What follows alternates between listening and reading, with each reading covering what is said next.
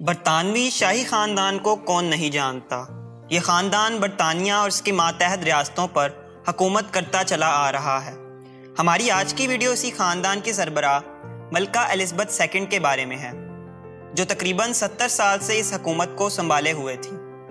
وہ ملکہ کب اور کیسے بنی، انہیں کیا مہارت حاصل تھیں، سیاسی طور پر ملکہ کتنی طاقتور تھی اور عوام میں ان کی مقبولیت کتنی تھی، اور یہ ملکہ کتنی دولت مند تھی، آئیے جانتے ہیں آج کی اس ویڈیو میں۔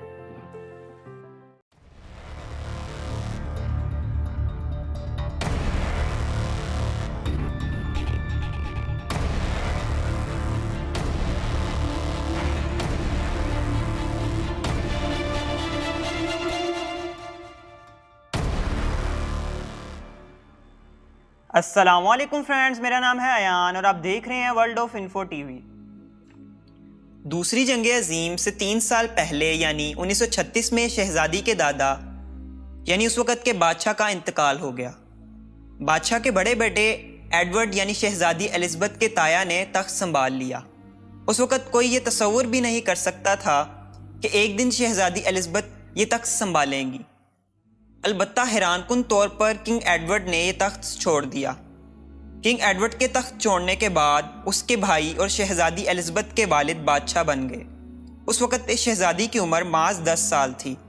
اب سب کی نظر شہزادی الزبتھ پر تھی، کیونکہ وہی تخت کی واحد جانشین تھیں اور بڑی ہو کر انہوں نے ہی تخت سنبھالنا تھا۔ 1952 میں اس وقت کے بادشاہ یعنی شہزادی کے والد کی وفات ہوئی۔ اس طرح تخت شہزادی کو مل گیا۔ اس وقت وہ بامشکل 26 سال کی تھیں۔ شہزادی کی تاج پوشی کی باقاعدہ تقریب 1953 میں منعقد کی گئی۔ ملکہ الزبتھ کل ملا کر 16 ممالک پر کسی نہ کسی طرح حکومت کرتی تھیں۔ ان میں Australia, Canada, Jamaica, New Zealand اور اس کے دوسرے ریاستیں بھی شامل ہیں۔ یہ تمام ریاستیں کامن ویلتھ نیشن کہلاتی ہیں۔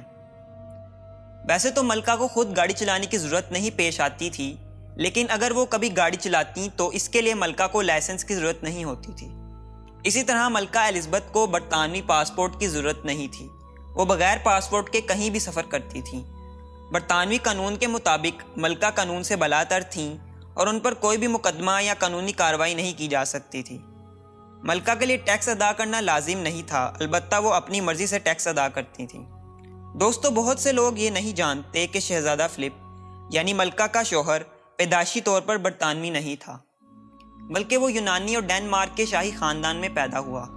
اس طرح وہ شہزادی الزبتھ سے شادی سے پہلے بھی ایک پرنس تھا۔ ملکہ کو ٹی وی یا کسی بھی دوسرے میڈیا پر انٹرویو دینے کا خاص شوق نہیں تھا، اسی لیے اپنی ایک ڈاکومنٹری کے لیے BBC کو ملکہ سے صرف بات چیت کے لیے راضی کرنے پر 22 سال کا عرصہ لگ گیا۔ ملکہ الزبتھ کو بچپن سے ہی گھڑ سواری کا شوق تھا۔ 1981 میں گھوڑ سواری کے دوران ملکہ پر ایک نوجوان نے فائرنگ کر دی، البتہ ملکہ کو گولی نہیں لگی اور نشانہ خطا ہو گیا۔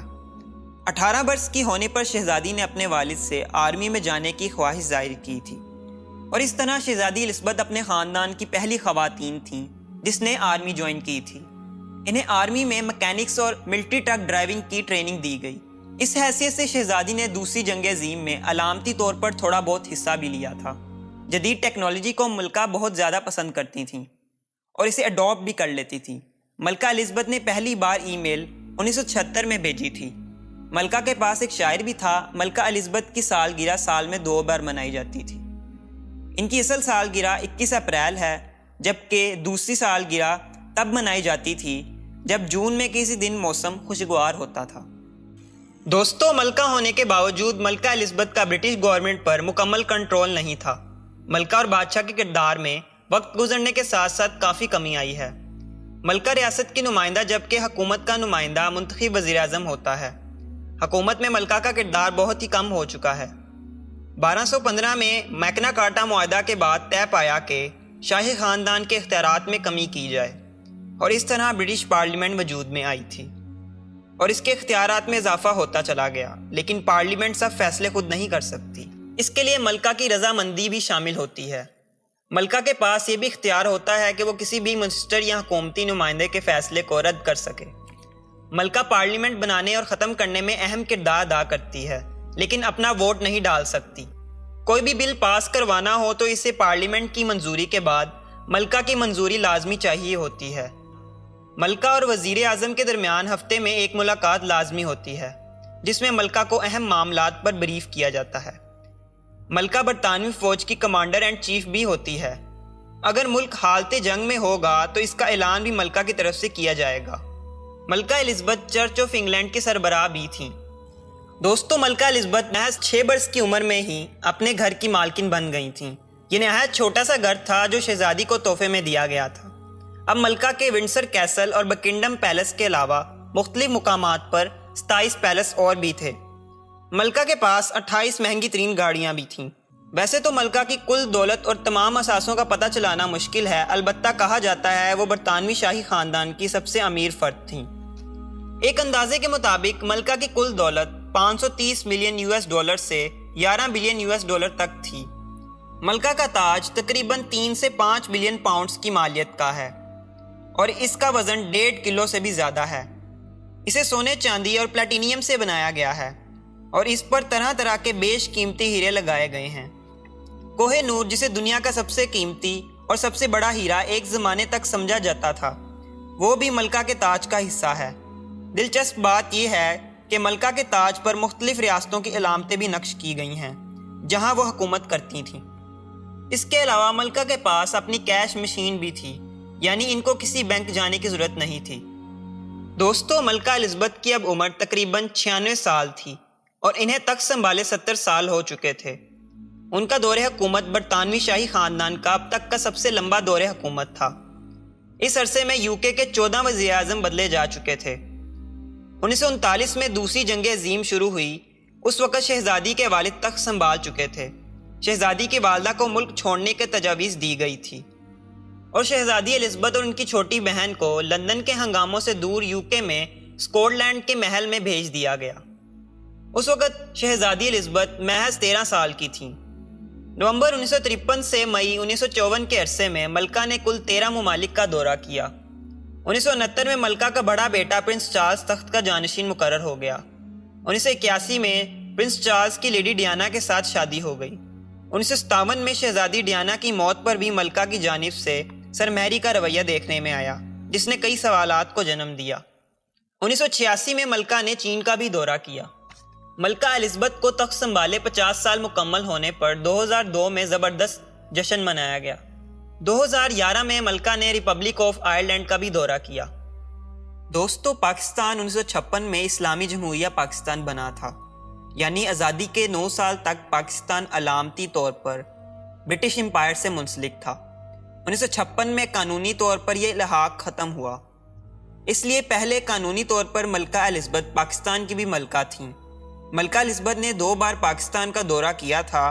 ملکہ نے کراچی، لاہور، پشاور اور کئی شمالی علاقہ جات کا دورہ کیا۔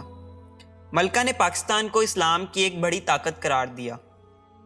دوستو، برطانیہ کی تاریخ میں پہلے بھی ایک کوئین الزبتھ گزر چکی ہے۔ اس طرح پہلی ملکہ الزبتھ کو کوئین الزبتھ اول اور دوسری ملکہ کو کوئین الزبتھ ثانی کے نام سے جانا جاتا تھا۔ ملکہ الزبتھ ثانی کا پورا نام الزبتھ الیگزینڈر میری ونڈسر ہے۔ یہ 21 اپریل 1926 کو انگلستان کے شہر لندن میں پیدا ہوئی۔ اس وقت تخت شہزادی کے دادا یعنی جارج پنجم کے پاس تھا۔ شہزادی کی ابتدائی تعلیم کا آغاز گھر ہی سے ہوا تھا۔ شہزادی کی تعلیم کے لیے بہترین اساتذہ گھر پر ہی آیا کرتے تھے۔ بعض ازاں اپنے والد کے بادشاہ بن جانے کے بعد شہزادی نے تاریخ اور قانون کی تعلیم حاصل کی۔ شہزادی الزبتھ کی پیدائش کے 4 سال بعد اس کی بہن پیدا ہوئی تھی۔ اس کے علاوہ شہزادی کا اور کوئی بہن بھائی نہیں تھا۔ 20 نومبر 1939 میں یعنی 21 برس کی عمر میں شہزادی کی شہزادہ فلپ سے شادی ہو گئی۔ شہزادی الزبتھ کی شادی کے 1 سال بعد شہزادہ چارلز کی پیدائش ہوئی۔ ملکہ کے کل بچوں کی تعداد 4 ہے۔ دوستو، ملکہ الزبتھ دوئم بے شک دنیا کی بااثر اور طاقتور خواتین میں سے ایک تھیں۔ اس کو تخت سنبھالے 70 سال سے بھی زیادہ کا عرصہ ہو چکا تھا۔ تخت کا اگلا جانشین فی الحال ملکہ کا بڑا بیٹا یعنی پرنس چارلز ہے اور اس کے بعد پرنس چارلز کا بڑا بیٹا پرنس ولیم جانشین ہوگا۔ دوستو، آج کی ویڈیو میں بس اتنا ہی۔ اگر آپ کو یہ ویڈیو پسند آئی تو اسے لائک کریں اور دوستوں کے ساتھ شیئر کریں، اور ایسی اور انفارمیٹیو اور انٹرسٹنگ ویڈیو سننے کے لیے ہمارا چینل سبسکرائب کریں۔ ملتے ہیں اگلی ویڈیو میں، تب تک کے لیے خدا حافظ۔